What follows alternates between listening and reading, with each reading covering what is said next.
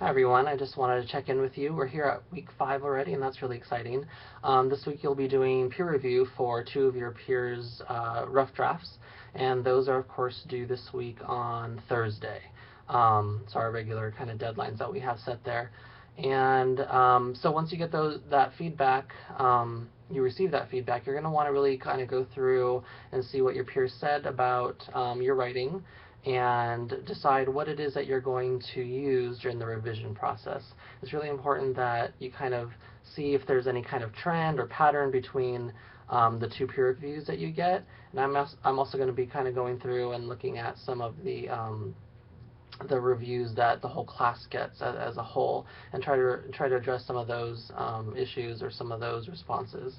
What else? I posted a lecture for this week on meaningful and for giving back some meaningful feedback and effective feedback during peer review. So you want to check that out for some kind of examples and tips on how to do that effectively.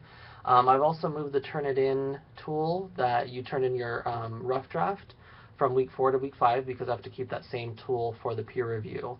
And I have some directions on how to find your peer review launch tool. It's a tiny little icon that looks like a little paper with a silhouette on that, so you want to look really closely for that. And then you'll have your two peer reviews that you'll do. You want to click on Write Review, and you'll see the viewer pop up with the student's paper, and then some peer review questions on the right hand panel that I've created for you to fill out. What else do we have for this week? Next week we start our group project, so that's going to be really exciting. I got started with that with my face-to-face class, and they're doing pretty well with that.